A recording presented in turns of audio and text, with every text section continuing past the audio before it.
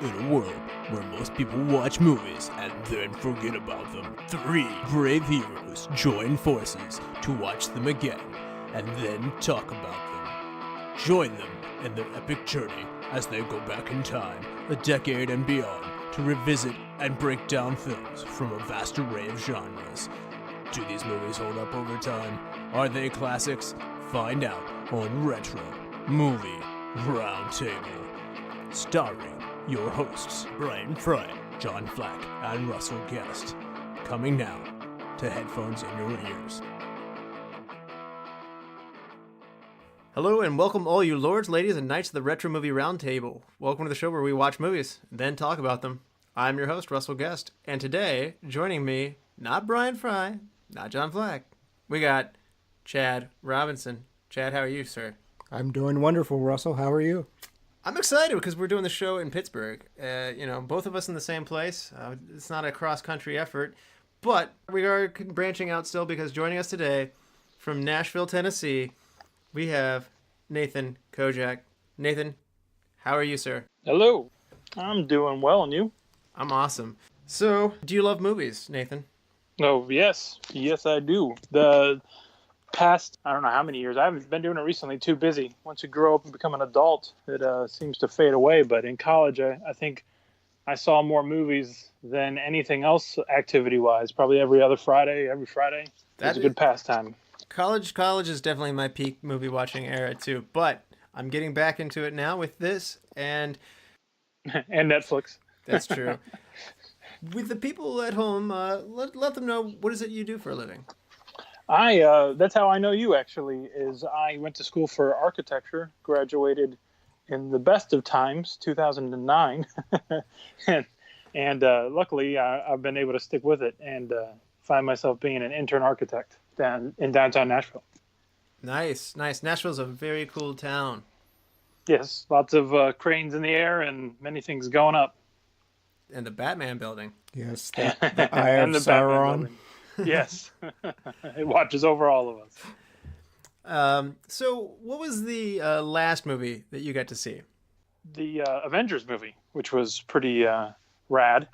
So can't complain there. It ended well and had many twists and turns. Do you think it's going to break all the records? It hasn't it already? I mean, I thought it broke it on opening weekend. And... Avatar is untouchable in the Chinese market. Yeah, I was gonna say Avatar is a high bar to pass, but. Well, are you talking about total revenue, or are you talking about opening weekend? Because I thought it beat everything for opening weekend because it opened in Asia the same time it did in the U.S. I was going total. Yeah. Yeah, but yeah, total. Yeah. I still think. I don't know. Give it time. I think it'll beat it. We'll see. It did sink the Titanic. Yeah, I thought The Force Awakens was going to do it. No. Yeah, there was a falling off. Maybe the last episode will. Maybe if the prequels didn't exist, The Force Awakens would have been better. Maybe I don't know. Who knows? But we've been let down before. So, we will be let down again. So today we're doing a movie that involves the magic of being a kid, and for you, we're talking about the magic of movies. So what is your favorite movie from when you were a kid, Nathan? Ooh, it's hard to pick just one, but can I throw out two? Sure. There's two that I always go back and forth between: Hackers and Fifth Element. Nice. Oh, nice. So I love those are the two that I kind of. It depends on which mood I'm in when you ask me that question, but. Those are the two that I feel like I always, if they're on TV, I end up watching them. Chad, you're a tech guy. Are you into Hackers? No. we've had this discussion before. Right? It is totally unreal, but cinematography-wise, it's a great movie. Yeah, I'm a computer guy. This does not work for me. Oh, no. All the stuff they show on the screen when they're hacking, that's not how it is at all. It's all lines of code and stuff, and they show fancy worms and pretty images floating around. Yeah. It doesn't work like that. And Brian, if you're listening to this, Swordfish is a bad movie too. Oh, boo-hoo. Swordfish is awesome. Oh no. Yeah, there we go. The debate continues, and that's fun. Again, cinematography-wise, it's amazing, and you can't go wrong with Halle Berry. Sorry. Oh, X-Men. So what movie did you want to see as a kid, but you had to wait until you were older to see it and you wish you were big? It doesn't apply to me because my parents had no filter and I could see like R-rated movies when I was like 10. So Really? Wow. yes. Wow. So As long as I watched it with them. Okay. I was the kid that saw weird random movies. I can't think of the name of the movie now, but the gunslinger one. Dirty Harry? Not Dirty Harry. It's the one where they become like lawmen, but they're not. Wild, I was Wild so young when I West? saw it. No, that wasn't an R-rated movie at all.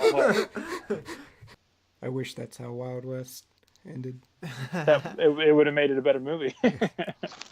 So we talked about you being my good college friend, and it reminds me of my college days. I hit the Blockbuster pretty hard. What's your favorite Blockbuster movie store rental? Or it doesn't have to be Blockbuster, just any rental store. What's your favorite memory from a rental store? I have too many memories we definitely hit Blockbuster hard. I just remember always having difficulties picking just a movie and then getting in line and waiting for it, and then always trying to return it without being fined $20 because I didn't bring it back in a day. As boring as that sounds. Also, I have another memory of there's a very specific snow day. I was 8 years old, and my mom drove me to, it was technically the Superstar Video, and we didn't have a Blockbuster at that point in time. And we went to Little Caesars and got one of those little tiny personal pan pizzas, and I got I think it was Fern Gully. Okay. Yeah. Oh, yeah, that's good. That's classic. So those are some of my highlights of when you should be in school and you're watching movies. True. I've just blocked out all the bad from Blockbuster. Today we're going to do Big with Tom Hanks, and this movie comes out in 1988. It grosses $114.9 million. It places fourth in the box office in the year. Pretty strong showing for a family movie or a fantasy movie or a comedy, however you want to slice it. It's a strong showing for this type of movie. I don't know that a movie of that type would come in this place today. Do you think so? Oh, no way. Yeah, it's interesting how times change. And the movie coming ahead of it at number 3 that year is Coming to America. And the movie that placed behind it was Twins. I love all of these movies. And Right? yeah. What a great year. Yeah, 88 is a good year for movies. And if you're wondering what the number 1 movie from 88 was, it was Rain Man. Hard to beat that.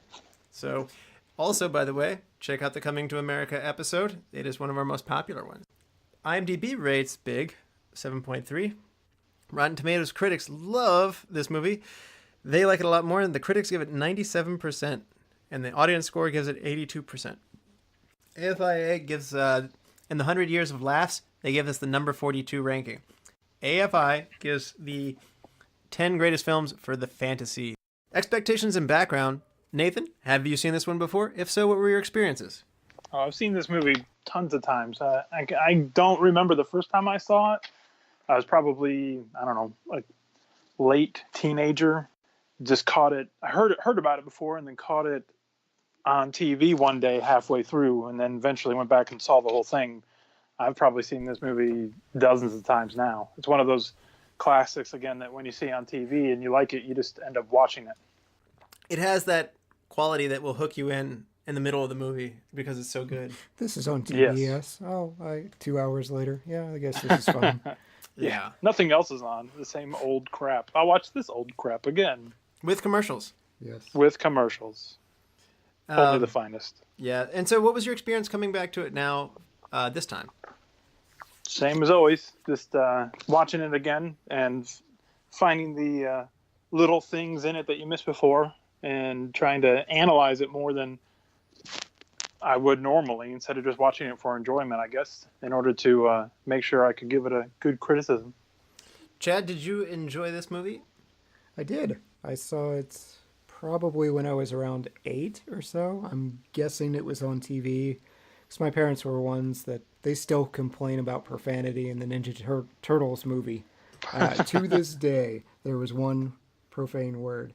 So I'm guessing this was a heavily edited TV version with other scenes probably edited out as well. Is there that much swearing in this? I think there's like one F-bomb or something, isn't there? Yeah, there's a couple other heavy swear words for a PG movie. They definitely changed those ratings. But true. It's very different viewing this movie now in my 30-somethings compared to when I was 8. So, yeah, there are different things that occur to me. Does it age well? I think so. I think it's still, at its heart, enjoy things as an adult. Find your inner child. Jump on a trampoline. Go have fun. I find it funny that you say you watched it when you were 8 and then roughly 30. You were almost the same age as Tom Hanks' character, Josh. Yes. You were Yes. experiencing the things as a kid and then experiencing the exact same things as a 30-year-old adult. Yes. That is interesting. As for me, I saw this movie a little bit later than you guys. I didn't get it until I was a teenager, but I probably would have been about, let's say about 13, 14. And oddly enough, I used to have this thing where I was like, I think Tom Hanks is overrated. And Man. you know what? I know everybody always says that that's ridiculous, but I mean, I kind of knew him from like Apollo 13, maybe. Oh, see, that's it. You didn't. This is one of his first breakout movies that I can think of. He was in Turner and Hooch. A League of Their Own. A League of Their Own. He's not a nice guy in A League of Their Own, so like that's another one that I knew him from at that point. And you just saw it in the wrong order. I did. He'd only been really a side character in most movies, I think, leading up to this one, and then this is where he had one of his biggest breakout roles, where he was the main lead. Yeah, and so this is a large part of what changed my perception and said, oh, everybody else is right. Tom Hanks is really good. And furthermore, I would not even go as far as to say this is my favorite Tom Hanks movie. And that's I like several of his movies. So. Oh, Forrest Gump. I don't know you. Who are you? I love Forrest Gump. I do. All the ones that don't have Meg Ryan in them. I think that was the problem. I think you hate her. Probably. That might be it. So Tom Hanks is not overrated. He deserves all the credit that he gets. And this movie holds up really well because I came back to this as an adult. I've actually seen it more as an adult. And I got to say, I like it more and more as I age. It releases my inner child when I go back and see it. It makes me happy. And it gives me nostalgia both for when I was young, as well as it shows you the differences of, differences when you're young versus when you're older. It's a magical movie for that. It's heartwarming and funny. Yes. So it does both of those things really well. At this point, though, we got to warn everybody. There will be spoilers that lie ahead. So if you haven't seen the movie Big yet and you don't want to know what happens, then go watch the movie and then come back and join us. After this commercial, there'll be spoilers. Good morning, dedicated listener. The Retro Movie Roundtable needs your help gathering feedback, promoting the show, and growing their community of movie-loving fans such as yourself. This classified information is so important, we're only calling on our most skilled officers and agents to handle the case. Your mission, should you choose to accept it, is to go to iTunes, Stitcher, Spotify, or wherever you get your podcast and leave a rating and review. Then proceed to like Retro Movie Roundtable on Facebook. If at any point in your mission, you need to contact us at base, you may also make correspondence via email at retromovieroundtable@yahoo.com. Should you or any of your friends be caught, killed, or exposed, the Retro Movie Roundtable will disavow any knowledge of your actions. The cassette tape inside your listening device will self-destruct in 5 seconds. Good luck, listener.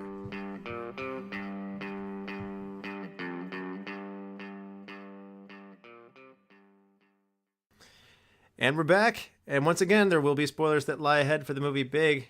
Nathan, for all the people who haven't seen the movie Big since 1988, do you want to give people a little bit of a refresher? What happens in the movie Big? No, of course not. Yeah. Why else am I here? So my view, I guess one man's opinion of Big, is it is the quintessential movie that comes to my mind when you talk about all movies where kids make wishes or want something. Josh is played by Tom Hanks, who wants to be taller or big, in other words, specifically to win over a girl he has a crush on. Why at a fair he couldn't get on a ride and was heart-struck. So with a little help from Zoltar, a machine that he ends up at a few minutes later, he makes that exact wish to be bigger and winds up waking up the next morning as an adult. So I don't know if anyone's seen 13 going on 30. It was by far not an original. This is definitely the one that takes the cake if you're looking for an original movie that has wishes coming true for people growing up. To continue, the next morning after he wakes up, he's scared of what to do because he's stuck in a man's body. So he runs away to New York in order to find the machine that granted his wish. And with the aid of his best friend Billy, they find Josh a place to stay and a part-time job to hold him over in order to make ends meet. While struggling to figure it all out, Josh runs into the company owner of where he's now working, FAO Schwartz, I think is how you say it, a toy company in downtown New York, and is quickly promoted to a toy testing and development position. Perfect job for a young teen who's stuck in a man's body. And while doing the job, other executives take note of his quick rise to fame and act surprised and jealous, one of which is Suzanne, played by Elizabeth Perkins, and becomes drawn to Josh in order to ride his coattails to success. But after getting to know him a little bit better, falls in love with him for his charm and kindness.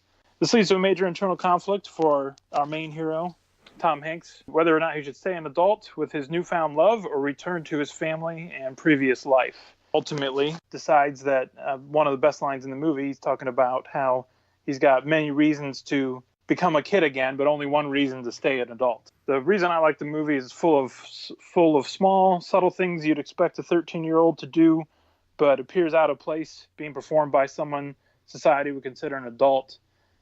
Tom Hanks' ability to deliver a youthful, energetic, prepubescent teenager is the underlying key to the movie's overall success. Well done, well done. What do we think about the story, Chad? It's odd, and I'm sure we'll get into this a little bit later, but there were 5 of these types of movies within a year that came out, and everyone thought it was going to bomb. But yeah, this is charming, I think, in no small part due to Tom Hanks. He just, Nathan nailed it. Great at portraying a prepubescent 13-year-old kid, and just the joy and energy he brings to it is a lot of fun. And I think a lot of that is Penny Marshall's style with, her Laverne and Shirley influences. It kind of feels like the 70s type happy-go-lucky movies. I don't think we see a lot of movies like this now where the comedy, first of all, I don't think you see as many PG comedies, at least now. And, they're all cartoons. Yeah, and it's family-friendly. It has a feel-good nature to it. Most comedies now are going to go more for the outlandish, wild moments. I mean, I love Judd Apatow and what he's done with comedies by kicking them up another notch, but comedies in general tend to be very R-rated now and a lot raunchier than I'd say they were in the past. And they were always raunchy comedies, but I feel like that's more what's to be expected with a comedy movie at this point. There's an extremeness to it. And something that I think that you don't see as often anymore is the touching side of the comedy movies. And I thought this when we did the Home Alone episode as well, and perhaps more so here. So I don't know. Is that a fair statement? Yes, no, Nathan? I'd agree with that. I mean, it's less Home Alone-y, that kind of fun comedy, and more cartoons and adult comedy now. Even the kids' comedies have PG-13 adult humor thrown in there, kind of like a "that's what she said" joke, so that the parents can enjoy it as much as the kids. And I feel like in this movie, anyone can enjoy it, but they've still got all those little... It's geared more towards a kid, because like all the little things that Tom Hanks does that you don't expect an adult to do that a kid would do is still, entertaining and fun, and you pick up on as you watch the movie. That's a good point. Yeah, when you think of adult jokes in a PG movie, I think of Shrek and things like that. But when I think back, or when Russell told me, hey, we're going to do Big, my initial thoughts were, like the piano scene or him playing in the limo. So just those... It's very different type of jokes. It's very situational humor. Mm-hmm. Yeah, exactly what you would expect a 13-year-old to do riding in a limo for the first time. And you nailed it on the head there about Tom Hanks, about how his energy is what carries this movie, and something about his acting performance. It's the make or break part of this movie. As Chad mentioned, there were a number of other movies out there. I was going to mention this in the production side of it, but there's other movies. So in 1988, you had 18 again. 88, you had Vice Versa. Yeah. 88, you had 14 going on 30. 88, you had Dream a Little Dream. And in 89, you had Like Father, Like Son. Sorry, that one was 87. Dream a Little Dream was 89. But all of these movies are released in this little 3-year span. And it seems to be a common, play on Freaky Friday, which was actually a 70s movie, if I'm not mistaken, maybe early 80s. And you have this like body swap, or this is different though. Nathan, I know you probably haven't seen many of these other movies because they haven't held up over time. No, I've seen like at least half or more of them when I was a kid. Oh, perfect. I don't remember them as well as this one. And I think that's because this is the one that everyone loved the most. And that's why it gets so much more airtime than the rest. What made this one stand out and made us perhaps say the other ones we forget? The subtleties, just the little things, how they portrayed Josh as an adult. And instead of, they could have just easily told the storyline of, a kid being an adult, but instead of just having the words, it was the body motions and the joy and the, ejector seat through the sunroof window, and then waving her up. And when he waves her up, he fingers her up, like, come on, you got to try this. Or jumping on a trampoline inside a downtown New York apartment. How many adults have a full-size trampoline in their 30-foot ceiling apartment in downtown New York, full of bouncy balls and a bunk bed? And when she goes to touch the ship, he's like, don't touch that, it's not dry yet. Things like that. It's just well done in finding those little idiosyncrasies, however you say that word, that you would expect to see from a kid, but not someone that's as old as Tom Hanks in the movie. It also helps that this is done before Michael Jackson got weird. I would say that helps, yes. After around 1994 or so, maybe 93, or somewhere in there, the notion of a grown man having all this stuff around maybe changes a little bit. Yeah. You couldn't. I didn't know if I was going to talk about this or not, but I did. While I was trying to psychoanalyze the movie in my own head, I did come to that conclusion that it would be a little awkward if that movie came out right now. No one would watch this movie if it wasn't already old, because at the end of the movie, he admits to a woman, I'm 13, and they even in the 80s, they couldn't handle it quite. And then he turns back into a boy, and you can see she still kind of loved him a little bit. And it's just like, yeah, I don't know if this would pass snuff now that everyone's very, don't touch my child. So she took that extraordinarily well, because think about it. Not only has she come to the realization, oh, I'm a sex offender, but she also has to acknowledge magic is real. and her response is, well, that makes sense. Yeah, that adds up. And she witnesses it firsthand, too. He's literally in a business suit, turns into a boy, and walks off. And it's just like, what did I just see? She took that like a champ. To the chin. It is very funny that, as you mentioned, some of these classic movies that we've come to love and have this, that's an uncomfortable concept, as you both mentioned, but it also, I've mentioned this before as well. I mean, in Back to the Future, they had a hard time getting this movie made. It went in front of a number of studios, and people didn't want to touch it. Like, when it got to Disney's desk, they're like, whoa, the mother liking the son, that's incest. I don't want to touch that with a 20-foot pole. Go away. You're a terrible person. Also, Biff is a little rapey. Yeah, but I mean, again... A little? It's fine. What does he do now? Wash cars or something like that? I think he's the president of the United States, but that's a whole nother conversation. Zing! He was based off of that. Come on. I'm not making it up. Look it up. Google it. It makes so much sense, though. I didn't know that. It feels right. It is. I'm not, there's articles on that. I'm not even, I think they even interviewed, this is way off subject, but I think they even interviewed the writer, and he said he agreed to it completely, that it was based off of our current president. Well, I'll say what Susan said. Yeah, that makes sense. Hey, Chad, do you want to give us a rundown on the cast, being that Brian is not here to give us the honor of the cast rundown? I do. So our leading man is Tom Hanks. He plays Josh Baskin. He's a 32-year-old version of the younger Josh Baskin, We know Tom Hanks from such great movies as Polar Express and Toy Story. As previously mentioned, Apollo 13. And all of Meg Ryan movies. Forrest Gump. No, none of that. None of the good ones. You've Got Mail. That's what we know him from. Ooh, yes. That is also a great movie. Oh.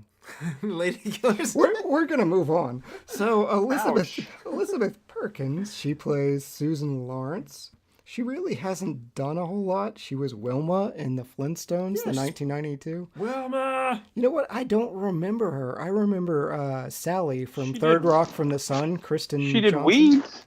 Wasn't that her in Weeds? Yes, the it TV was. show? It was. That was great.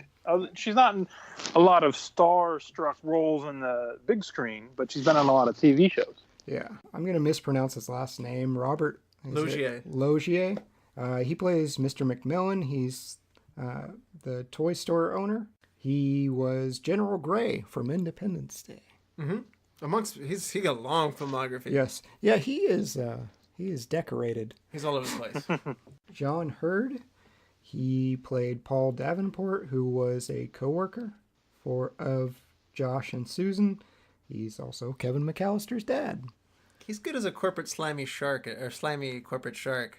Yeah, they probably could have made him more hateable. Like, I was okay with the racquetball scene beatdown. More hateable? Yeah, we'll get to that later. Okay.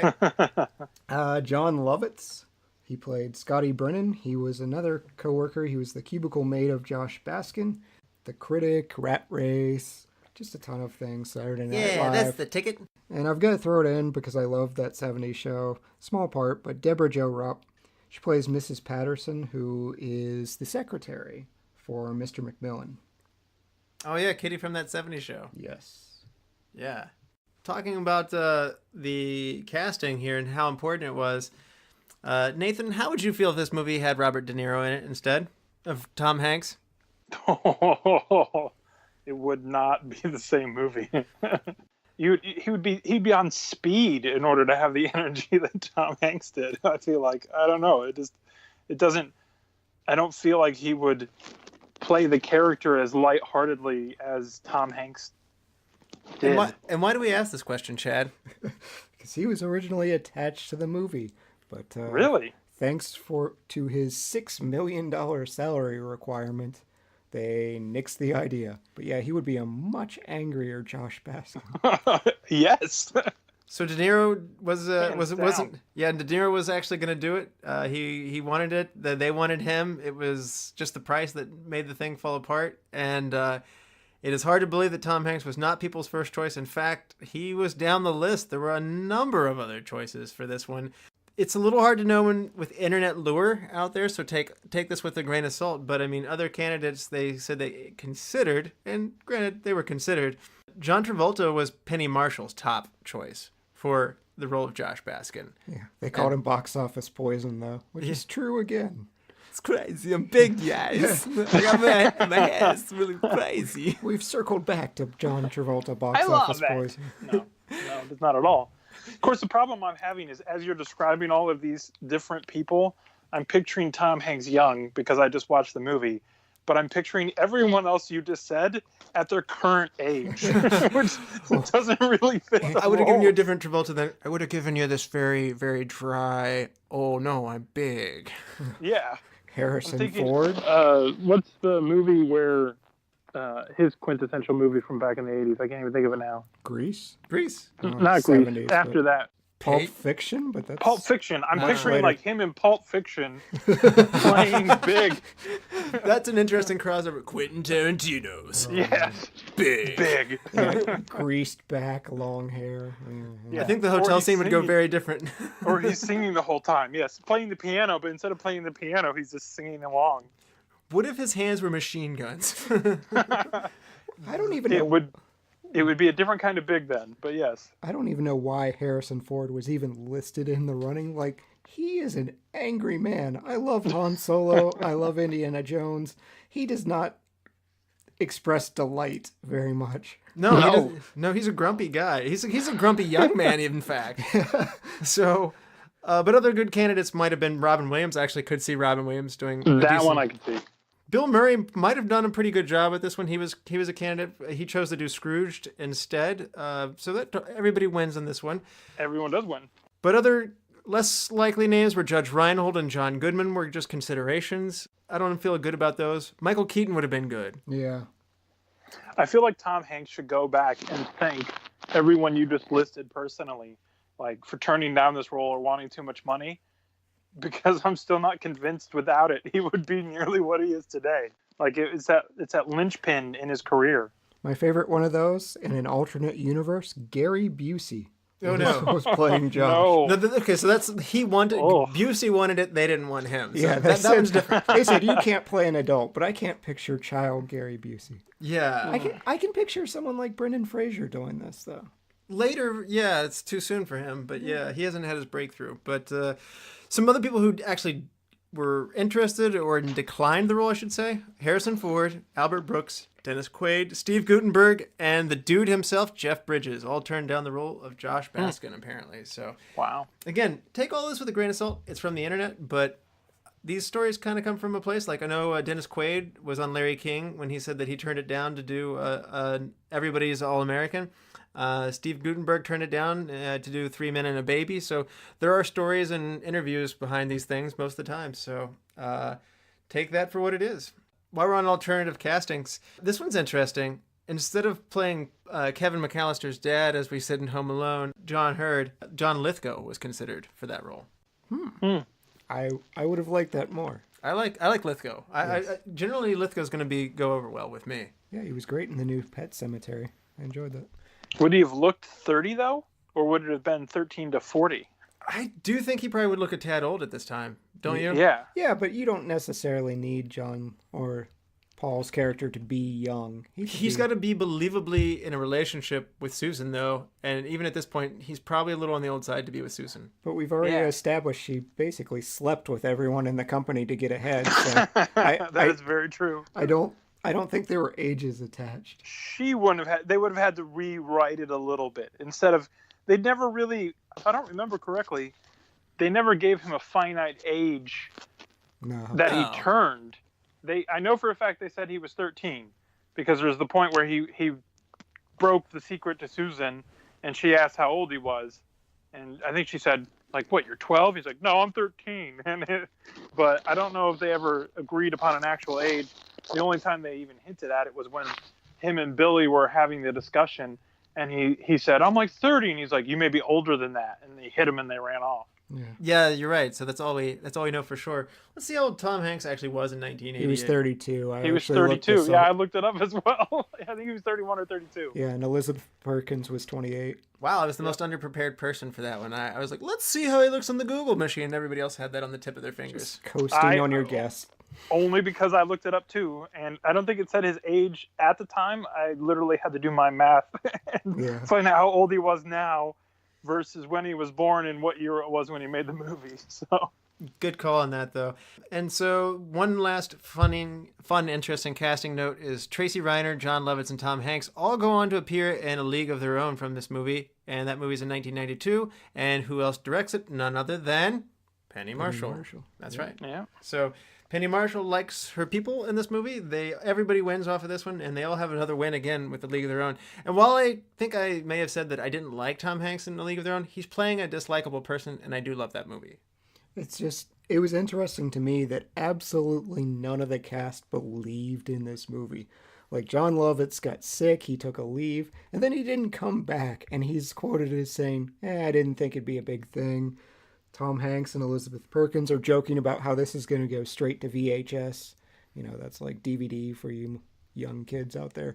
And then it made 114,000, you said? That's like straight to iTunes download for you younger kids out there. Oh, yeah. I'm behind on my media types. 114,000... Or no, sorry, 114 million dollars back then would be like $1 billion now. So fourth in the box office is a big accomplishment. This is a big hit. So, and you're right. Yeah. Nobody wanted to make this thing. It's interesting. Penny Marshall got the script and was interested in doing the movie, but it was only when De Niro said that he wanted the part did this thing start getting traction. Yeah. So as much as we cringed, and I think of the names we mentioned, I honestly think Robert De Niro's towards the bottom for who I would want to play this role. Like, Agree.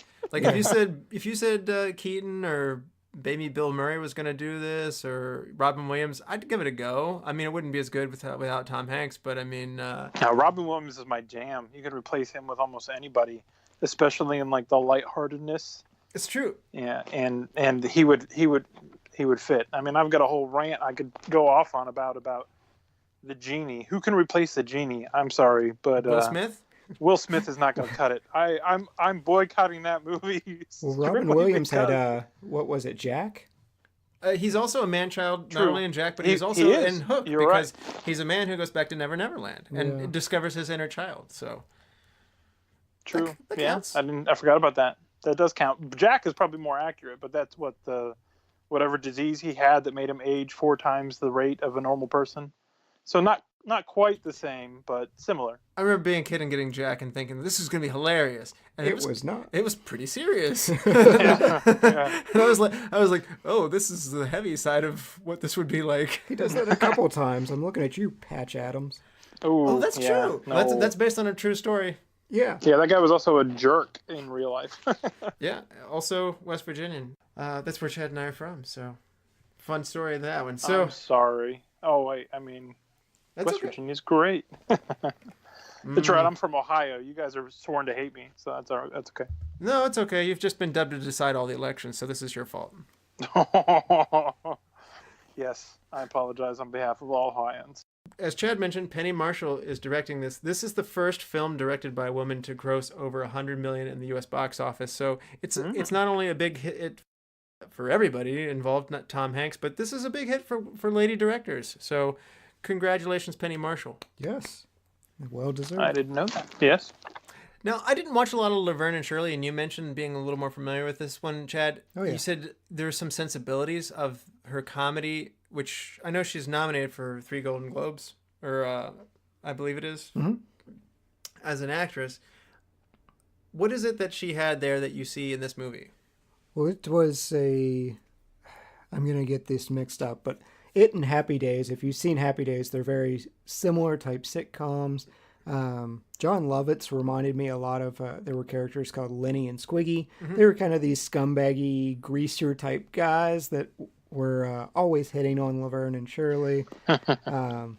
So yeah, when John Lovitz is like pointing out the women that are easy in the office, it's like, dude, why do I keep getting on podcasts where HR is just absent from these companies? It's the 80s. There was no HR. Oh, he was bad. He was bad even for the 80s, though.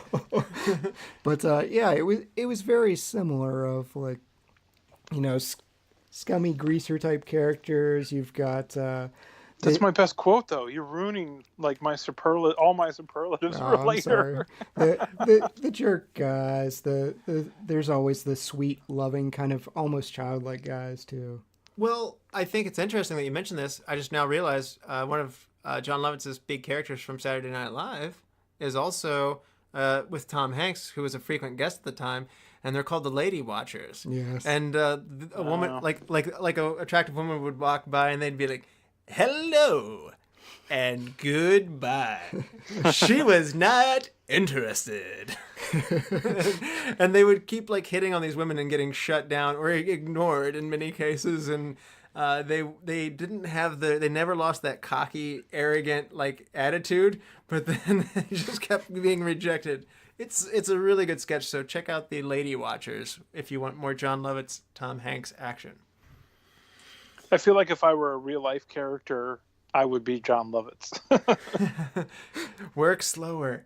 Yes, just a little bit. So, Nathan, let's talk about, again, you were talking about some of the subtleties. Pull out some of those subtleties that you are a biggest fan of that Tom Hanks does, that he picks up on that youthful nature. Well, one of my favorite scenes, I don't think we've discussed yet, or maybe we have and I just forgot, is when they're at the party and he shows up. I mean, that whole scene, I just love it.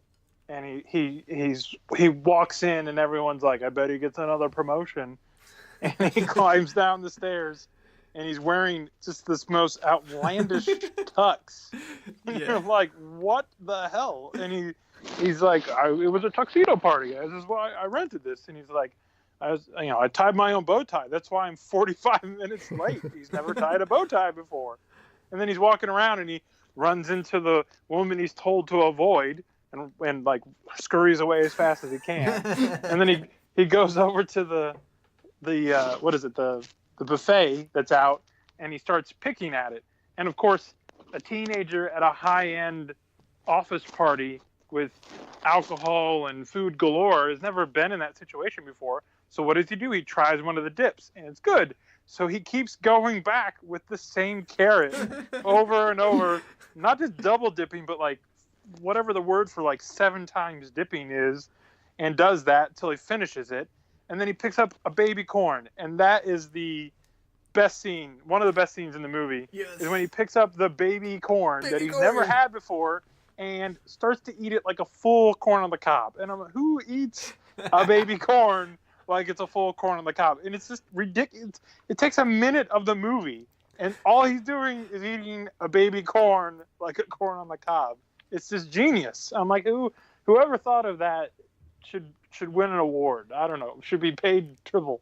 Well, it's Tom Hanks on that specific thing. He ad-libbed the corn cut, and it's just genius. And Penny Marshall, credit to her for pausing on it as long as she did. Like, you could have just like done it for a second. But if you ever know, like, I think Family Guy is really good at this. Seth MacFarlane will like pause on a joke and let it simmer, let it simmer, let it simmer, and it gets funnier somehow. Like like you laugh, then you the stop more you laughing, see it, but then you laugh harder. And this corn cob, this little miniature Chinese dish corn cob that you see him like chewing on, it does that. Like, you laugh, you go, ha, that's funny, and then you like go, oh, they're still doing it. He's still doing it. He's still working at it. Look how hard he's working at it. And then it gets funnier. So I feel like the first time they shot that, they ad-libbed it, but I feel like the cast probably lost their shit and just laughed and laughed and laughed. And then they went back and they said, like, let's do that again, but everyone stay straight-faced and stay in character. Because I feel like if I was standing behind the camera when that happened, I would probably start chuckling, and they'd be like, shut up. It just goes to show you that Tom Hanks really is a funny guy, especially in the 80s. So, yeah. The other interesting thing is Penny Marshall, in order to really understand how to capture the scene, as well as to help Tom Hanks figure out his approach to this, she would insert the young actors into it. So she would take the young Josh, which was played by David Moscow, and have him play with Billy, who's Jared Rushton, and actually see how that they would interact in the scene. And so things like, barfing up the silly string with each other, or like how they were playing and how they were talking. Tom watched that and then mimicked it. Picked up on those mannerisms. And again, as you mentioned, just to see an adult do these things, it's pretty funny. So yeah, that's why it feels so authentic. I mean, can you imagine having a movie, you're dealing with children actors times, which your labor laws like restrict you on that, so you got to move, and so, but to slow down and to really make sure that you get how authentic these scenes are. I mean, I feel like everything was cheaper back then too. Having a kid on set was probably $500 versus now it'd cost you $10,000 for a day. True, but they're hard to work with. Clearly, Manhattan apartments were cheaper. They always said on his second paycheck. A lot cheaper. So, I mean, and I think that is a large part of the reason why there's this authenticity of this movie. And I think that we were talking about some of the differences and perhaps some of the other body switch things. I think Penny Marshall should also get some credit as well for that. It does feel like, I don't know, I watched this and I go like, man, I did that as a kid. I'm ashamed to say this, but I was telling Mary the scene where Paul and Josh go play racquetball outside, and then they get in an argument, whether it's on the line, whether it's over the line, and they get in this fight, and then give me the ball, no, and like you chase each other. I've been on not one side, but both sides of that very same altercation, like where you're like rolling on the ground, like, give me the ball, no. I still feel like Josh at like fancy dinner parties and things like that. If you put mushrooms on things, I feel like that's gatekeeping against me. It's just like, you don't belong here. For Halloween, can you please wear that tux? That would be amazing. And the best part is, if you did, 3 people would get it. Everyone else would be like, "Why are you dressed like that? Which character are you?" They'd think I was doing Dumb and Dumber, but got it wrong. That would. Now you need to do this. That would be even better.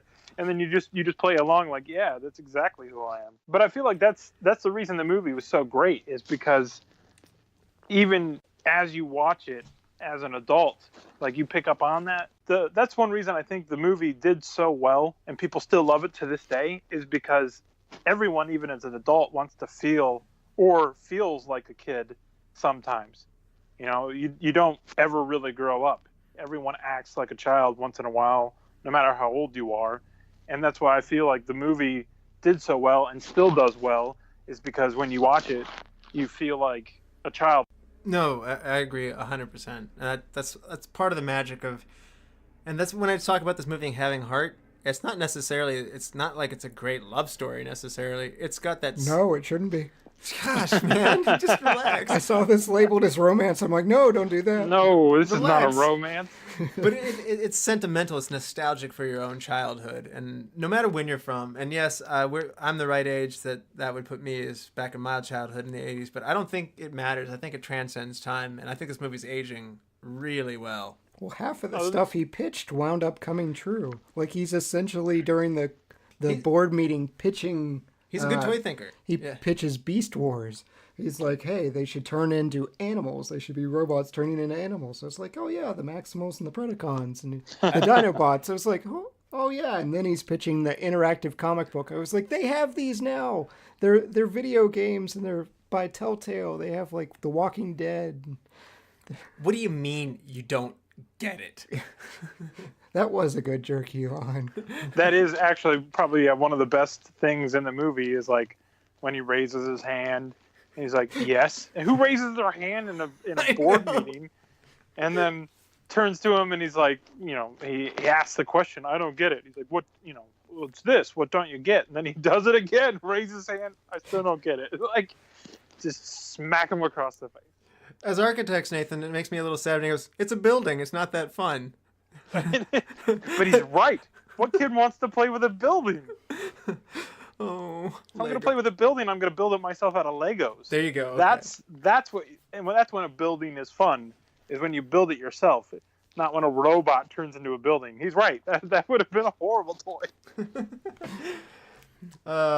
And so one last one that I want to bring up that Tom Hanks brought into the mix was, in an interview, he mentioned that his own son had been to summer camp and had a similar kind of rap song to the Shimmy Shimmy Cocoa Pop rap. Oh, yeah. And so, again, these are things that Tom Hanks is injecting into the movie, things that I'm pretty sure De Niro would not come up with. I had no idea that was an actual thing outside of the going down, down, baby. Like, I didn't know that was a song outside of the song that we grew up with. Outside of kids actually singing it? I didn't know kids sang it. I knew the terrible, like, R&B. Well, I believe Nelly gets his influence from this movie, but I don't think it's a one-to-one. Oh, okay. Yeah, like I just country. He's talking about them song Country Grammar. Is that what it's called? I Yeah. didn't know that. Okay. I know the song. I didn't know the name. Yeah, You know, like, Nelly, for all of you who are too young to know this, was a rapper. It's definitely on the pop side of rap, and he had a Band-Aid on his cheek for no reason. I always wondered, like, what's the Band-Aid for? yeah, but For someone to walk up and rip it off. but he says shimmy shimmy Cocoa Pop. And I was like, oh, did he steal this from Big? Because that hurts your street cred a little bit, stealing from Tom Hanks. He was also very proud of St. Louis. Okay, fair enough. I don't know that St. Louis is that proud of St. Louis. And our ratings in Missouri just dropped. Shouldn't you feel a little shame? Always. So Penny Marshall hasn't directed very many movies necessarily. It's not the longest list, but obviously Big is a big win. League of Their Own is another one, which, by the way, she's also the executive producer on that one. Other ones include Jumpin' Jack Flash with Whoopi Goldberg, which was her first one. That's actually a pretty fun movie. Renaissance Man with Danny DeVito, Preacher's Wife with Denzel Washington, and surprisingly, she goes dormant for a long, long time and comes back in 2001 and does Writing on Cars with Boys, which I believe has Drew Barrymore in it. Yeah, she went back to James Brooks, who was the producer on this. She worked with him again. So Penny Marshall, great director, as we talked about. I cannot, approve enough of her. I wish she had directed more because her comedic sensibilities are excellent. And not all those movies are serious either. Sorry, some of those movies that I was mentioning are serious. She did Will Ferrell's Bewitched. Yeah. Shame on her. That wasn't funny. She actually Renaissance Man was great, and that was a role good for Danny DeVito. And we were talking about movies that De Niro would have been in. Well, she does work with De Niro in 1990's Awakenings with Robin Williams, who we've been talking about a lot in this episode. But this is not a funny movie. This is a drama. That's out there as well. So we're in 1988, New York City, downtown Manhattan, and also the New Jersey suburbs. The carnival scene takes place at Fort Lee Historic Park in New Jersey, which overlooks the George Washington Bridge. That's where the carnival is. Oh, that's an actual... I thought it was just like one of those fly-by-night sort of operations that my parents would never let me play on because it was unsafe. That's an actual park? Well, there's a park, yeah. I mean, it doesn't necessarily have the amusement park stuff set up full time, but it's a recreational park. Okay. No, Yeah. You confused me too because I was like, wait a minute, that's always there. Yeah. The I carnival. need to go check this place out. Yeah. They get advertised. The place big was shot. You want to get a hold of that Zoltar machine, that's for sure. I do. Oh yeah, I want to wish I was young again though. Can I go the opposite direction? I know. Can I be 13 with all the knowledge I have now? Don't make these stupid mistakes. Yes. That's what I thought Susan should have done. I was like, do you have any idea how much I would tear up school again? Like if I could keep my current knowledge, but then be younger? Do you have any idea how much I don't want to go through high school again? That's Okay, true. that's a very good point. But at And- the same time, when your teachers are like, "This will be important one day," you'd be like, "Lies." And junior high too. Yeah. Ooh, that's a double whammy. Yeah, It's not worth it. no. Can I be 15 again instead of 13? Skip the whole, puberty. There's a certain subsection that were popular in high school. They were like, yeah, I'd like to go back, but I'm out. It's true. This may strike all of your listeners as really shocking, but Chad and I were not cool. Still aren't. Still not. It's fine. No. But anyway, FAO Schwartz. Anybody been there? This is a really cool toy store. Yes. I have not. Chad, when did you get to go to FAO Schwartz? Please tell me it was when you were young. Yeah, I was probably about 11 or 12 when I got to go see it. So they still have the piano. Everyone's trying to do the same darn I was thing. gonna say, yeah, everyone's probably reliving that scene. Yeah, you What was can't it? get anywhere near Heart, Chopsticks and Heart and Soul Yes. were the two songs they played. Yeah, which has been driving me nuts because I don't know any other words to Heart and Soul other than the very first words, Heart and Soul. So it's been stuck in my head, but it's just do-do-do-do-do-do. Yeah, and it's just, I have to say, I went to it when it was still on Fifth Avenue. They've actually closed it down, and then they moved it to Rockefeller Plaza. It reopened again much later. It was magical, though. As a kid going in there, the clock tower with the train set running around it. Yes, the piano was there. Honestly, I don't play piano, so the piano was an afterthought for me. I hadn't seen the movie Big when I was there. But I just remember thinking, like, this is a normal toy store for New York City, which it's not. It's on steroids, but it was like 4 floors of toys, and I just could not, like, I was an overload. I was going down every aisle of just like, even aisles that like I might have been too old for this toy or whatever. It's just like, look how many toys they have. I want one of all of them. I was just like, this is insane. And I don't remember what toy I got. My parents did get me a toy there, and I thank them for that because I assure you, when buying a toy from FAO Schwartz on Fifth Avenue, you paid 2x price for it. Yeah. Oh yeah, yeah. Your kid's basically on crack right now. Are you gonna say no to him? Good luck. Yeah, it was an overload for a kid, and so it really is a magical place. That is a real place, and it's a special place. It's such When a- was Toys R Us founded? I feel like they basically said, how can we replicate this everywhere? I know. We'll make a box store that's filled with just toys. Not nearly as magical. I don't know why. I don't. Well, because you couldn't play with as many. You're It was right. More just they were just there, but not out that you can mess around with. You're right. You could actually use a lot of the stuff on display at FAO Schwartz. There was more interaction there.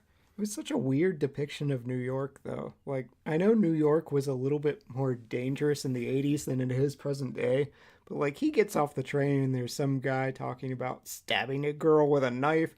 Then he's... Kill her, strangle her, drown her. Then he's immediately hit up by a bum and 2 prostitutes. Like, Shooting outside. yeah, there's shooting outside of his... A Spanish man yelling aggressively in the hallway.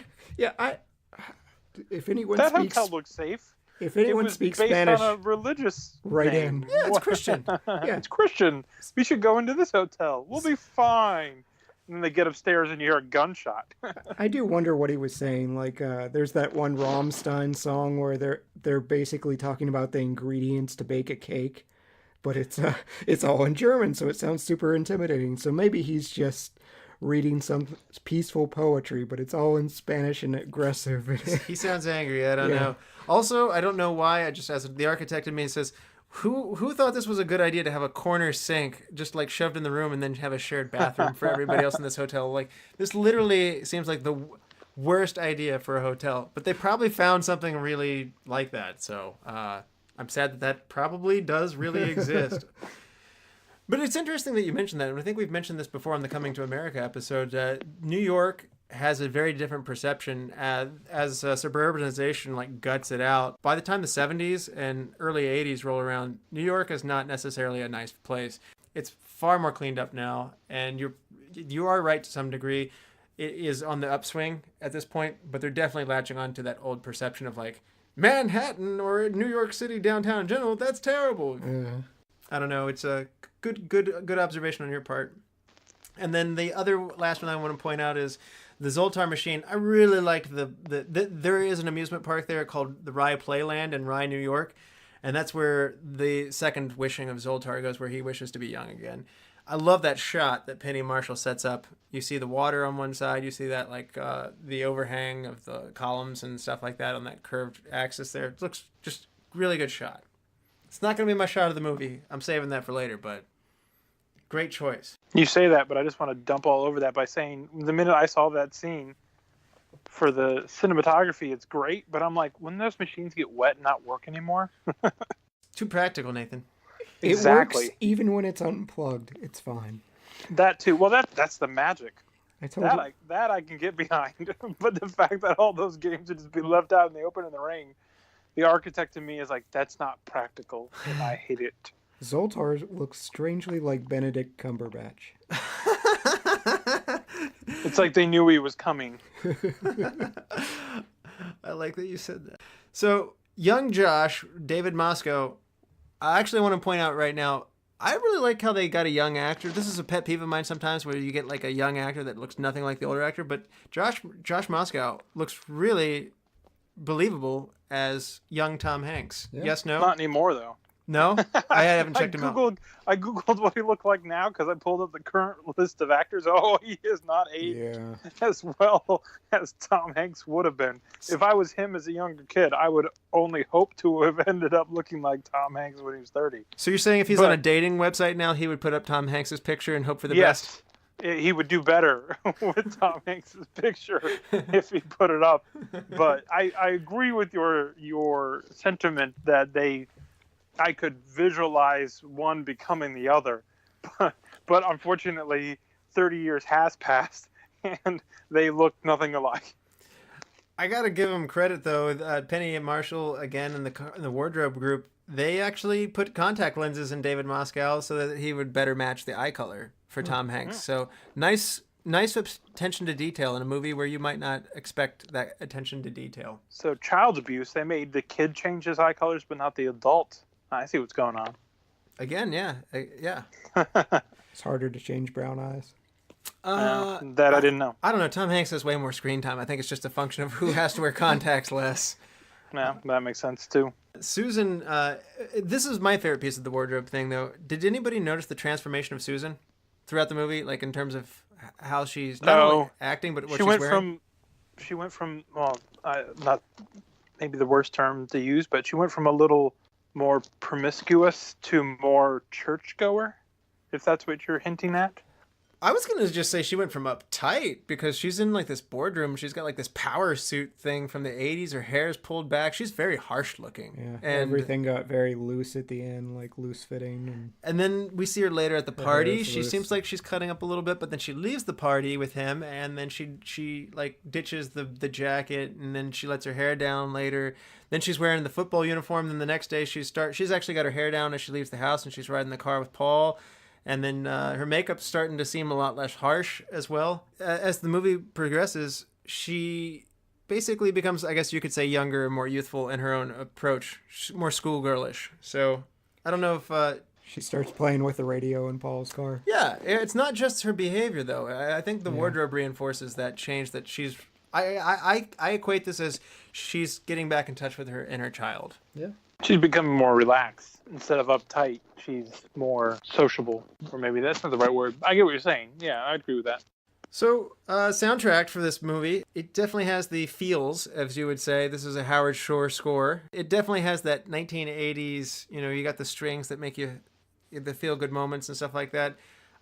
Some people might call this cheesy, but you know what? It's the sentimentality that just makes me eat this up even more. What do you guys think, Nathan?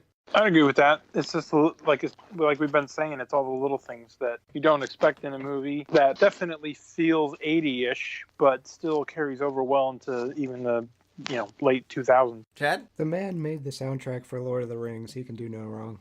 That's a good point. So the trampoline scene, I actually want to point this out in the soundtrack. It features a song, and I sat there watching it, and I was like, this sounds really familiar. And then it clicked. I rewound it again, and I was right. So in the trampoline scene, it's a song called Forget Me Nots, and it's played by Patrice Rushton. It sounds familiar because it's Will Smith's Men in Black. And the backtrack the backtrack for Men in Black from 1997, the song that Will Smith does, the good guys dressed in black, remember that, just in case we ever face to face and make contact. You remember far more of those lyrics than I do. Title held by me. Wow. Wow, okay. Here's what you think you saw, you did not see. You it are keeps going. So much a nerd. I remember true. Here Comes the Men in Black. The ones that you'll remember. Well, in the song, though, by Patrice Rushton, you'll definitely pick up that backtrack line of Men in Black. And so I was sitting there, I was like, oh my gosh, I never realized that was a sample. That makes sense. Rap music's frequently sampled, but I didn't know this until now. So on this viewing, I actually connected that. So my favorite one is the Wild Wild West song that Will Smith again uses. Mm-hmm. I can't remember the original song, but every time I hear it on the radio, I want to start singing Wild Wild West, but it is not. Oh yeah, that does mess with you when you hear the original. That was the best part of that movie, was the song. Mad at Kid Rock for messing up Werewolves of London and Sweet Home Alabama simultaneously. Sweet Home Alabama was a little harder to take. That happens so frequently. It's like, all right, Werewolves of London. No, Kid Rock. Time to look for this. Nathan, do you have any look for this moments? Definitely the piano, the corn, and the I don't get it are probably the best scenes. Yeah. Chad, any look for this moments? The game Josh is playing actually didn't exist. It kind of reminds me of like a graphical version of Zork, which was a text-based game.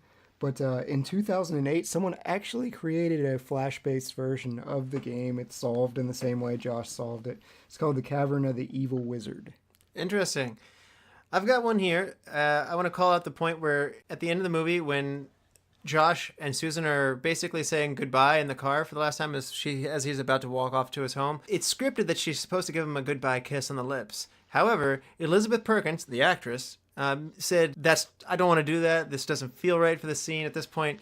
And so she talked Penny Marshall into going for a, sentimental kiss on the forehead instead. And judging by all the things that Chad's been saying, I'm guessing this made him more comfortable with the movie. Yeah, like once you know that he's 13, you've got to cut that out. I did like the part where she was asking him, like, are you like 16, 17? Yeah, she was trying to make it better, but it's still not good. He goes, no, because she then says, like, in another 10 years you can look me up. Like, I think she was hoping to be able to say, in another, 6 years, look me up. And like I can wait that long. And then he said 13. She's like, oh, that's a long wait. Yeah, you're gonna be 18 in a year or two, right? Oh. So I was confused. This is very early in the movie, but the gym coach is yelling at Billy to put away the equipment, and he's saying Billy needs to work on his layup. He's putting away dodgeballs. No wonder his layup's screwed up. Like, could they not afford basketballs? I mean, it's public education. Even back then, they didn't have enough money. What do you expect? The layup is truly horrendous, in fairness. It is bad. It was. True. Of course, then they're playing basketball later as Tom Hanks is a grown man. And, of course, Tom Hanks is on his knees. I don't know if you remember that scene. They don't really score a lot, and it's a very short scene. but he's at least practicing. It's true. And then I was going to point out, Chad mentioned there was an F-bomb in this movie, and that's unusual for a PG movie in the PG-13 era. It's the only other movies that have done this are Spaceballs in 1987, Caddyshack 2, which is not a good movie from 1988, and Beetlejuice from 1988. Ooh, Beetlejuice. So this is one of 4 movies in the PG-13 era that dropped that F-bomb. So it is unusual. Yeah, Beetlejuice stuck out to me. 3 of those movies are really good, and one of them is Caddyshack 2. I like how you didn't specifically say which one isn't bad. Oh, wait. Yes, you did. Nathan, are you ready to hand out some awards? I am. Who is your MVP? I have a hunch who it is, but you tell me. It is John... No, I'm just kidding. It's Tom Hanks. Nice. Chad? Tom Hanks. He just nails that childlike wonder, and even though he was 32, just everything that he pours into this movie, even the extras that we've talked about. Yes, absolutely. And who is your best supporting actor, Nathan? Elizabeth Perkins, who played Susan, of course, because gets the most screen time, and without her, I don't know if the movie would be the same. More on that later. Chad, who's your best supporting actor? You're going to have to help me out with the last name again, but Robert... Loggia. I'm going to keep doing that. So the scenes he shares with Tom Hanks are some of the most fun shots of the movie to me. Even when he gets down, like real low to the ground, and he's mimicking this duck toy, and he's mimicking pecking. Like, that probably wasn't an easy shot for him, and I just wanted more of his scenes with Tom Hanks. Oh, no, that's a great choice. And actually, I am also going to go stride for stride with you. And I really liked Robert Loggia. I liked that he carried through, like, he wasn't in the toy business necessarily for every dollar, to squeeze every dollar out of it. The warmth of the character comes through. And yes, the piano scene is clearly iconic, and he's a major part of that. So. And he actually did it. They trained for months. Oh, really? Yeah. Oh, months. Wow. Yeah, he said they did it in one shot, essentially, but they trained Really? for I'm quite surprised. a while. I figured that would have been multiple times, because even in the scene, it's not perfect, which I think adds to it. Yeah. Who's your hidden gem, Nathan? I've got a sick, twisted sense of humor, so John Lovitz is my hidden gem, because the subtle humor that he brings to it while also being a pervert throughout is just great. He is great. I feel like if John Lovitz's character, maybe it contributes to the weaseliness, but he was hearing Tom Hanks basically have a hostage negotiation, and he just raises his eyebrow and goes back to work. Like, why don't you call someone? Crazy guy. Carry on. I'll let a lot of things go, but when you're talking about holding someone's child for 6 weeks, I might place a call. That's my line. It was the 80s. It's true. Everything was okay in the 80s. So, hidden gem for me is going to be Deborah Jo Rupp, which was Kitty from that 70s show. So, I needed more of her. She's got great comedic timing, and she was just kind of plain Jane here. Yeah, I will admit this is not the performance for her, but it's just one of those fun, like, hey, yeah, that's Kitty from that 70s show. So, I needed a laugh. Yeah, but that came after, though. That's the thing. It's true. But I mean, as Chad points out, we know later that she has this good comedic ability. She's capable of it. Yeah. Yeah, I want to see her get thrown a little something more than, you don't drink coffee. So, Deborah Jo Rupp, because I love that 70s show, and it made me happy to see Kitty Foreman in this. Recast, Nathan, if you had to recast somebody, because this movie's pretty well cast, but who would you recast if you had to? I couldn't come up with a name for who I would recast. I know you asked me to think about that, but it's something being so far back and just judging it based on who it is. And granted, I was 3 when this movie came out, so I don't know all the actors of the time that would be able to be recast for any of the specific roles. So I like it as it is. Okay. Chad, who are you going to recast? I'm recasting John Hurd. I didn't dislike him enough.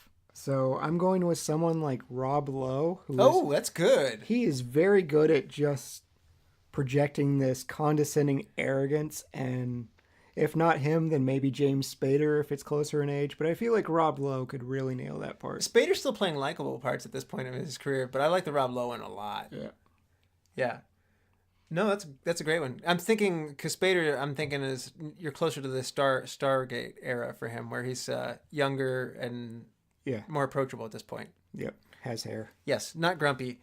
In fact, probably generally pleasant, I would say, at this point. So if I had to go with a recast, I say this not because she did a bad job, but I'm going to pick Elizabeth Perkins. And and I'm going to put in her place for the role of Susan, Carrie Fisher. Yep. Carrie Fisher is worked with Tom Hanks in The Man with One Red Shoe, as well as The Burbs. And they have excellent chemistry in those movies. And we're not taking Carrie Fisher away from something that important. It's Appointment with Death, which is a British comedy. She's third billed in it, but I think that she would really do a great job in this movie. I could see her doing the firm, all business parts, but then loosening up and having a lot of fun. That's essentially Princess Leia. She's stuffy princess to rebel leader. That's true. Aren't you a little short to be a toy salesman? Yeah, that's a good change. I like that. So I could see it. And I do like Elizabeth Perkins. And while we're on Elizabeth Perkins, the whole time I kept watching this, I kept saying, like, she looks like Millie Bobby Brown from Stranger Things. I even had to go to the extreme. It's like I know Millie Bobby Brown is British, but like, is she related to her in some way? Because Mary agreed with me. It's like there's a lot of resemblance there. I thought she looked like Julia Roberts at points. Oh, okay. I mean, the '80s hair is not helpful. Everyone had that hairstyle. Boom! It's big. Yeah, I was gonna say the waves, the height was so common, and that's the thing. Like, to be fully honest, if I had to compare her beauty then to now, it doesn't. Yeah, it's not quite the same. I would probably find someone, but for the scenes that it was and when she played it, I've just seen it so many times that I can't imagine replacing her. That's fair. And like I said, this is a have to recast kind of thing, not a I want to recast thing. So it's not like I still love you and big Elizabeth Perkins. This is good work. So she's just not as well known as an actress, especially in movies, as a lot of the other. She didn't develop as many of the other actors did in their careers. She made it far, but not quite as big as obviously Tom Hanks and so many others. Yeah. So best shot though, Nathan. What's your best cinematic moment of the movie? The piano scene, of course. I feel like it's the scene that they always show when they're advertising that Big is next on TV, Big. And of course the scene they're showing is them playing chopsticks or whatever, whichever one it is, either Heart and Soul or chopsticks. Yeah, and that's largely shot mostly from above, and then no, I take that back. It's not just stationary now that I think about it. They run clips from above. They then hold it stationary in the middle. They zoom out as the crowd's gathering around. So, yeah, that's a collection of good shots there. Chad, what's your best shot of the movie? Hands down the piano scene. Has to be. Sing us a song on the piano, man. I'm going to break the streak, though, on this one. And my favorite cinematic moment actually comes when they're dancing and they kiss for the first time. And the camera does a 360 spin, and the room blurs in the background, and the lighting hitting the shimmering elements in the background. It's a well-shot moment. You're such a romantic.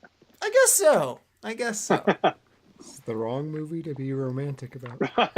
Loosen up, Chad! No, I'm not. Not when it comes to this. Do you have something you need to tell us, Russell? Do you really love 13-year-olds? Oh, gosh. In the words of Uncle Joey, I'm going to cut it out. Sponsored by Nambla. Oh, man. Just relax and have a fun time. It was the 80s. I am having fun. I'm having a blast. Just because your awkwardness doesn't like it doesn't mean I can't enjoy it. Oh, man. Okay, that's my best shot. Best scene now, which is a little bit bigger than the shot. What is your best scene, Nathan? I was torn between two of them, and I mentioned it already, but the I don't get it scene and then the baby corn. Him just repeating it, raising his hand, and just, I don't get it. And then, what don't you get? And then, of course, obviously, just the long, drawn-out eating of the baby corn. Nah, that's a good one. Chad, best scene. Josh trying to tell his mom that it's him as an adult. And just his reactions. He breaks the thing that he made for her, and Yeah, that was good. he's still getting used to his body, and she's throwing things at him, and then she takes out the knife, and he just runs out like, oh, that was great. Yes. And somehow his underwear grew with him, too, because he pulls his pants down to show his birthmark, and he has his underwear on, which makes it worse, not better. Yeah, that was a weird thing, because he hulked out of the rest of his clothes, but the underwear still worked. That's right. I don't know why, but... It has to be PG. I mean, come on.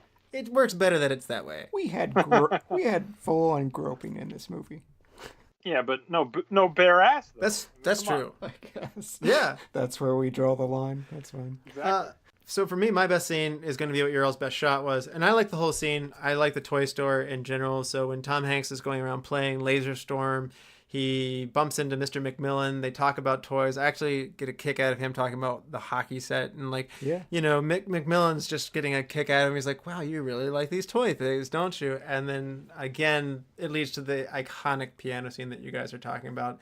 And since the piano scene has been talked about so much, I'm just going to mention the runner-up for me is I really like it when Josh is on his own in that hotel scene and he's scared and he actually sits down and cries. It shows you a moment of this is a 13-year-old boy and how scared you would really be if you stayed in this hotel, and that this whole body thing is actually scary for him. It's one of the... I'm 34 in real life, and I think I would cry in that same scene. There are gunshots and prostitutes and angry yelling. Yeah, and your best friend is like gotten you to this point, but then he's got to go and like a $17 hotel room. You're in stolen clothes from a guy that was apparently in a ska band. Like, what was his dad doing? And so it's not a happy part of the movie, but I just want to say that I really like what Penny Marshall did here. So she makes you feel the feels, and it's okay to make you cry a little bit. So I like that. So if you had to change one thing, if you're Penny Marshall, Nathan, what would you change in this movie? I think we've talked about this already. Chad mentioned the cheesiness of the ending, and I agree with him. I would make it a little less pedophile-y, or however you might say that, and maybe rework how she finds out that he's 13. Maybe he runs away and she catches up with him after he's already changed instead of before, and kind of just rework. I don't know, just all of it. Everything after he runs off kind of loses me a little bit, and then it rebounds after the whole kiss on the forehead and they go their separate ways and he's walking down the street. But I feel like it had such a good highness going through the movie just for that to kind of stubble, that kind of fell apart a little bit, and then it ended okay. She's also a suspect in a missing person report now, because all of a sudden Josh is gone and she was the last person with him. Despite the earlier jokes about me earlier, I like this scene. Oh man! You say that, but you're gonna cut that out. So that's not fair. It's staying in. All right, good. I expect to hear it later. Nope. But it is. You did remind me of a scene, though. It's funny because they're talking about, where'd this kid come from? Who's Josh Baskins? I don't know this. As they're drinking milk and his missing photos on the back of the milk jug. I completely forgot about that. Right. But that's also like the subtleness of that is amazing. Like, how inept is the NYPD when missing kid Josh Baskins returns and missing adult Josh Baskins on the same day disappears? Like, case closed, Lou. I don't know, man. They got a lot of missing people in New York. Yeah. They were busy being murdered by that guy trying to stab the woman in their... Yes, true. It was the 80s. Coke was rampant. Yeah, stabbing robot from Futurama.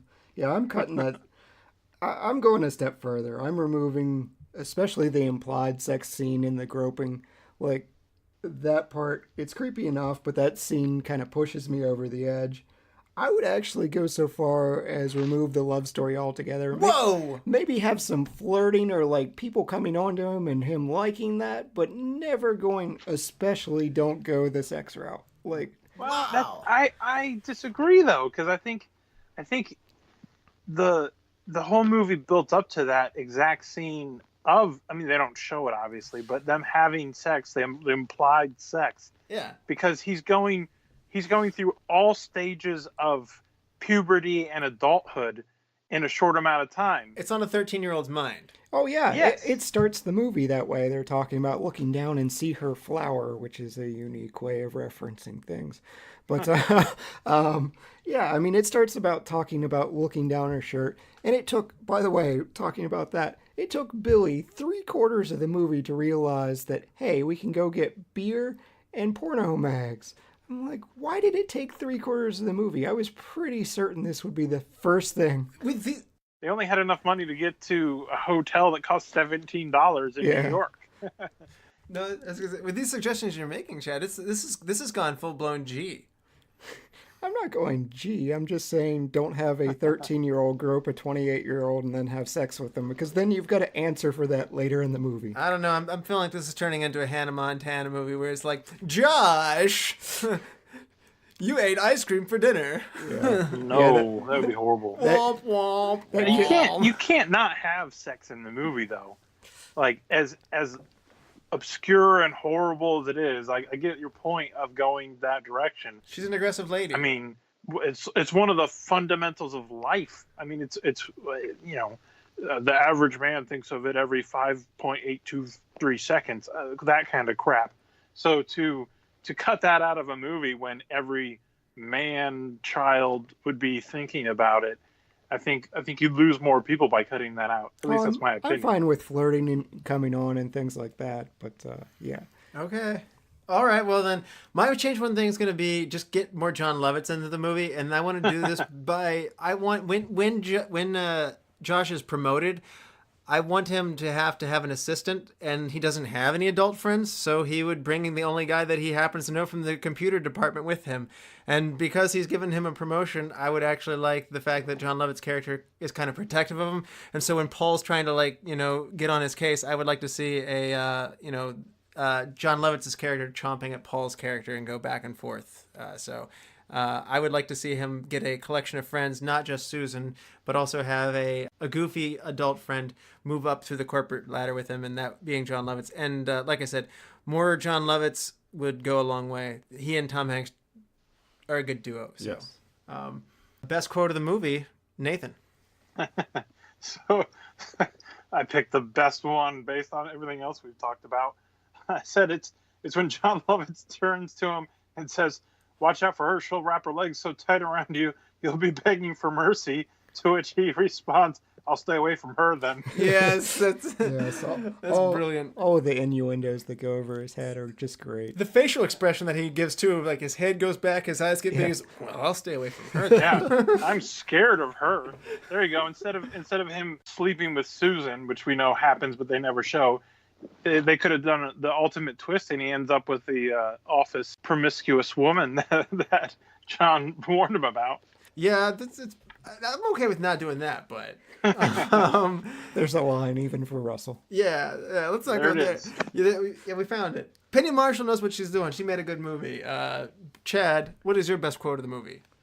Because I wasn't great at math in school, for me it's forget all the X's and Y stuff. That was invented by some teacher who hates kids. I'm going to go with Susan says, "I'm not sure we should do this." And as they're about to go into Josh's apartment, and Josh is like, "Do what?" "Well, I like you, and I want to spend the night with you." And Josh looks at her and he goes, "Do you mean sleep over?" "Well, yeah." And Josh's like, "Okay, but I get to be on top." referring to the bunk beds that will later be inside, but obviously meaning something very different to you when she knows nothing about bunk beds. Yes. Wow, that's all he knows. I also really like the moment when he's in his job interview and the guy's like, what was called Josh was telling him where he went to school. He's like, it was called George Washington, and the interviewer's like, "Oh, GW, my brother-in-law got his doctorate there. Did you pledge?" "Yes, every morning." Every morning. Pledge of Allegiance. Yeah, baby. Oh, a 13-year-old boy once is a 13-year-old girl, and I sure don't know how to build one of those. Give me time. And I just had to give a nod to one other line there. I like the line of when Paul's frustrated with that Susan's leaving him. He goes, "What's so special about Baskin?" And then she goes, "He's a grown-up." Yeah, she's kind of got an egg on her face from that one. Yep. I just like the irony of it. So, yes, this movie is full of them. and they've done it so well. So we've come full circle, and now it's time to give this movie a rating on a 5-star scale. Nathan, what do you rate Penny Marshall and Tom Hanks' Big? Oh, so difficult, but I'm never quite able to give a movie a 5 out of 5 unless it really deserves it. But this is really good, and other than a few minor tweaks to the ending that I think would be better, I give it a strong 4.5 out of 5. Okay. And Chad, 5-star scale, Big from 1988. I'm going to give it, I'll say 4.5 for reasons that are well covered here. I was talking to Russell before we started the podcast. This kind of reminds me of an Are You Afraid of the Dark episode with Zoltar. I feel like the second It'll haunt your dreams. Yeah, the second he discovers it's unplugged, I feel like someone's coming in saying, submitted for your approval to the Midnight Society. I call this tale big. But the moral of this entire story is be respectful to vending machines. 'Cause it wasn't until Josh threw a little mini tantrum that Zoltar worked. And it cursed him. He was not, he was happy. I don't know what you're talking about. He banged on the same vending machine twice and got his wish granted both times. Yeah. If you're telling me I could do that tomorrow, I'd be banging on the first Voltron machine I came across. Heck, Nathan's going to go down to the 7-Eleven, bang on the machine, and be like, give me that Pikachu doll. Maybe I'd aim a little higher than that, but you're on the right track. It was a curse to teach him a lesson. So be respectful to vending machines, kids. Oh man, that's a good Chad take. I'm gonna go full 5 here because this movie just flat out makes me happy. I don't remember too many movies that just I sit there and I smile throughout the whole movie. There's not a scene I'd want to cut from it. I'm fine with the ending, and perhaps that's the difference maker here. But it makes me laugh. It is sentimental. It gives you the feels, and it's just a really, really great movie that I think has aged well. I liked it when I was young. I like it better as I've gotten older, and I suspect even as I have a kid, maybe I will like it even better. So, do you feel like Josh's story is going to fall apart, though? Because he's got to explain a kidnapper and that he's been gone for 6 weeks to the police, because they're going to have some questions. Like, all of this is just going to fall apart. It's a pretty dark That's ending. why the movie stopped when it did. I like that there's not a Big 2 as well, where another kid puts the thing into a Zoltar machine and we get a lesser known actor doing the whole same thing again. You couldn't do a Big 2 because they made 10 different knockoff versions of this and all the other movies you mentioned that came out within a year span.